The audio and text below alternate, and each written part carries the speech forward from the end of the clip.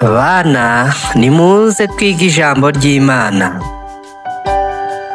Uyu munsi turasoma muri Samweli wa mbere igice cya mbere, umurongo wa mbere kugera ku wa 28.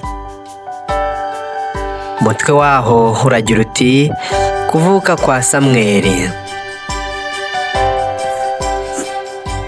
Hariho umugabo w'i Ramatayimu Sofimu mu gihugu cy'imisozi ya Efurayimu witwaga Elukana mwene Yerohamu mwene Elihu mwene Tohu mwene Sufi w'Umwefurayimu, kandi yari afite abagore babiri, umwe yitwaga Hana undi yitwaga Penina.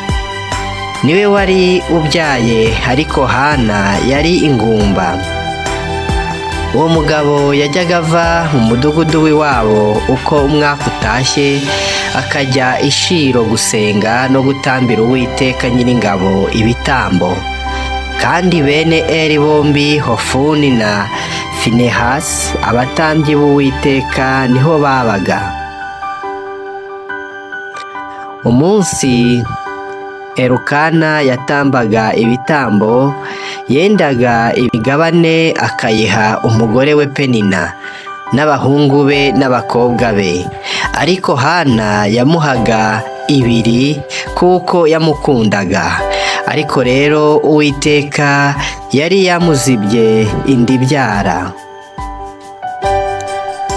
Kandi mukeba we yajyaga amubabaza cyane, akamutera agahinda, kuko Uwiteka yari yamuzibye inda ibyara.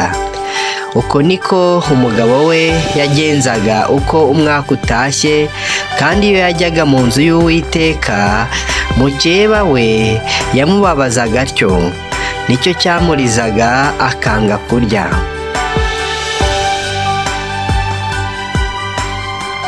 Maze umugabo we Elukana aramubaza ati, urarizwa n'iki Hana? Ni iki kikubuza kurya, kandi ni iki kiguhagarika umutima? Mbese sinkurutira abana b'abahungu 10?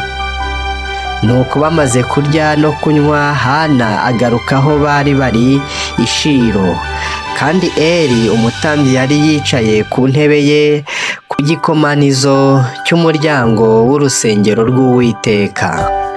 Ariko Hana yasenganaga Uwiteka agahinda, arira cyane, ahiga umuhigo, aravuga ati, Nyagasani Nyiringabo, nureba umubabaro w'umuja wawe ukanyibuka, ntunyibagirwe, ukampa umwana w'umuhungu, nzamutura Uwiteka abe uwe iminsi yose yo kubaho kwe, kandi icyuma cyogosha ntikizamugera ku mutwe.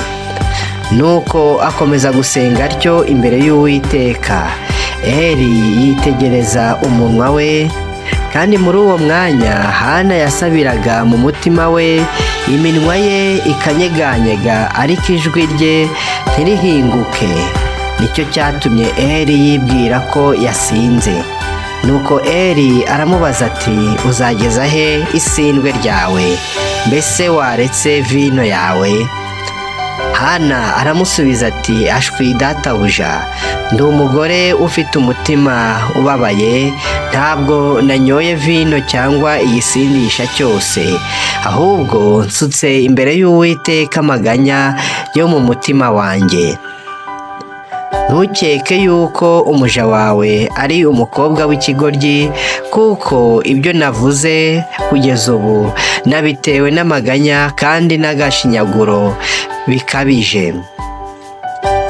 Maze Eli aramusubiza ati, genda amahoro, Imana ya Isiraheli iguhe ibyo wayisabye. Hana aramusubiza ati, umuja wawe mbonere imbabazi imbere yawe. Nuko uwo mugore aragenda, arafungura, mu maso he ntihongera kugaragaza umubabaro ukundi.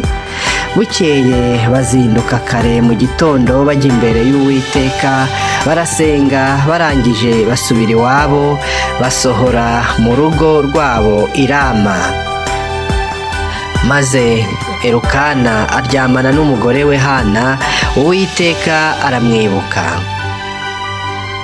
Igihe gisohoye, Hana asama inda, bukeye abyara umwana w'umuhungu amwita Samweli ati kuko namusabye Uwiteka. Maze uwo mugabo Elukana n'abo mu rugo rwe bose barahaguruka bajya gutambira Uwiteka igitambo cy'uwo mwaka no guhigura umuhigo.